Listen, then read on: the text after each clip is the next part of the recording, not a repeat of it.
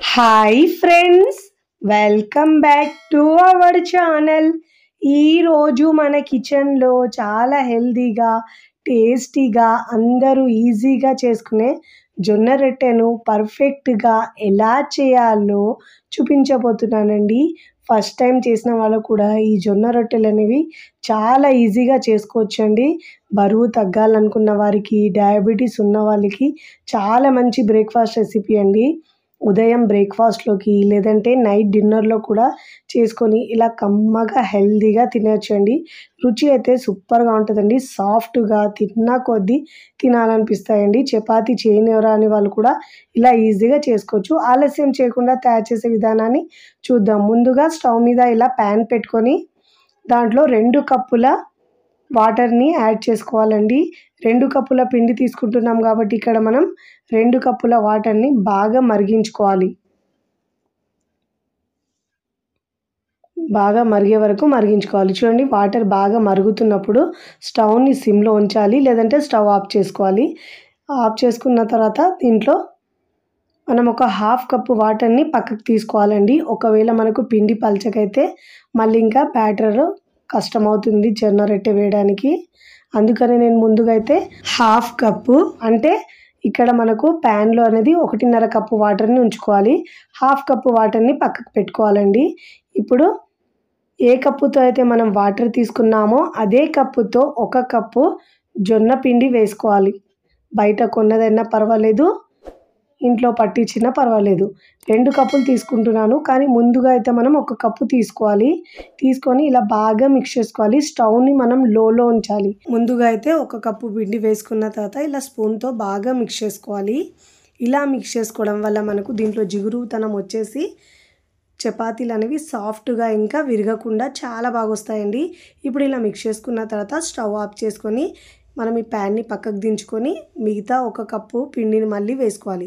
మొత్తం 2 కప్పుల పిండిని వేసుకొని మిగతా మనం 1/2 కప్పు మిగిలించుకున్నాం కదండి, ఆ వాటర్ కొద్దిగా వేసుకొని పిండిని మిక్స్ చేసుకొని ఒక 5 నిమిషాల పాటు పక్కకు పెట్టుకోవాలండి. ఎందుకంటే పిండి కాస్త సాఫ్ట్గా మనకు ఇంకా వేడి కూడా చేతికి తగిలేటట్టు ఉంటుందండి.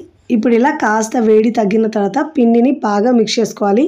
చూడండి, నేను 1.5 కప్పులు వాటర్లో మనం పిండి కలుపుకున్నాం కదండి, తర్వాత 1/2 కప్పు కొద్దిగా వేసుకున్నాము. ఇప్పుడు దీంట్లో నుంచి 1 టీ స్పూన్ దాకా వాటర్ వేసుకుంటూ పిండిని మిక్స్ చేసుకోవాలి. కరెక్ట్గా మనకు 2 కప్పుల వాటర్ 2 కప్పుల పిండికి కరెక్ట్గా సరిపోతుందండి. ముందైతే ఇలా 1/2 కప్పు తీసుకున్న తర్వాత వేసుకుంటే మనకు ఒకవేళ పిండి పల్చైతే వాటర్ని మిగిలించుకోవచ్చండి, కానీ పర్ఫెక్ట్గా మనకు 2 కప్పులు పడుతుంది. ఇప్పుడు ఇలా బాగా మిక్స్ చేసుకున్న తర్వాత 4 భాగాలు చేసుకోవాలి పిండి ముద్దలు. ఇప్పుడు దీనిలో నుంచి ఒక భాగం తీసుకొని ఇలా చపాతీ పీట మీద పిండిని బాగా మిక్స్ చేసుకోవాలి. ఎంత బాగా మిక్స్ చేసుకుంటే మనకు చపాతీ అనేది విరగకుండా చాలా బాగా వస్తుందండి. ఫస్ట్ టైం చేసిన వాళ్ళు కూడా చాలా పర్ఫెక్ట్గా వస్తుంది. ఇప్పుడు పిండి ముద్దని మనం ఇలా రౌండ్గా చేసుకున్న తర్వాత ఇలా చేత్తో మనము చిన్న చపాతీలా చేసుకోవాలి. ఇప్పుడు చపాతీ పీట మీద మనము ఇలా పొడి పిండి వేసుకొని అన్ని వైపులో ఇలా తిప్పుతూ తాల్చుకోవాలండి. అప్పుడే మనకు పర్ఫెక్ట్గా వస్తుంది. చపాతీ కింద మనకు పొడి పిండి ఉండాలండి. ఒకవేళ లేకపోతే ఇలా మనం పైకి లేపి మళ్ళీ పిండి వేసుకొని ఇలా తాల్చుకోవాలి అన్ని వైపుల్లో. చాలా బాగా వస్తుందండి. ఇలా మరీ మందం కాకుండా మరీ పల్చగా కాకుండా మీడియంగా అన్ని వైపుల్లో ఈక్వల్గా క్రాక్స్ అనేవి రాకుండా ఒత్తుకోవాలి. చూడండి, ఇలా ఒత్తుకున్న తర్వాత మనం ఒత్తిన భాగాన్ని కిందికి వేసుకోవాలి, కింద పిండి ఉన్న భాగాన్ని పైకి వేసుకోవాలి. ముందుగా మనం పెనాన్ని హై ఫ్లేమ్లో వేడి చేసుకున్న తర్వాత మనం రొట్టె వేసేటప్పుడు లో ఫ్లేమ్లో ఉంచి ఇలా వేసుకున్న తర్వాత కాస్త ఒక 2 నిమిషాల తర్వాత పైన మనం ఇలా వాటర్ అప్లై చేసుకోవాలండి. నాకు అలవాటు కాబట్టి నేను చేత్తో అప్లై చేసుకుంటున్నాను. మీరు ఫస్ట్ టైం చేసేవాళ్ళు క్లాత్ని ఇలా ముంచేసి వాటర్లో ఇలా మనము అప్లై చేసుకోవచ్చు. ఇలా 2 వైపులా మంచిగా ఇలా ప్రెస్ చేస్తూ అన్ని వైపులా ఈక్వల్గా కాల్చుకోవాలండి. చపాతీలు అయితే పొంగుతూ చాలా బాగా వస్తాయండి. పూరీలాగా చాలా సాఫ్ట్గా ఉంటాయి. మార్నింగ్ చేసిన చపాతీలైనా మనకు నైట్ వరకు కూడా చాలా సాఫ్ట్గా ఉంటాయండి. అన్ని వైపులో చూడండి, ఇలా వీడియోలో చూపించిన విధంగా ఇలా కాల్చుకోవాలి. చూడండి ఎంత బాగా పొంగుతూ వచ్చిందో. ఇలా మంటను హై ఫ్లేమ్లో ఉంచి మాత్రమే కాల్చుకోవాలండి. మంటను లో ఫ్లేమ్లో ఉంచితే చపాతీ అనేది అంత బాగా కాలదు. ఇలా అన్ని వైపులో తిప్పుతూ మంచిగా కాల్చుకోవాలండి. కాస్త టైం పడుతుంది కానీ టేస్ట్ అయితే చాలా బాగుంటుందండి. ఫస్ట్ జొన్న రొట్టె చేయరాని వాళ్ళు కూడా ఇలా చూస్తే చాలా ఈజీగా చేసేస్తారండి.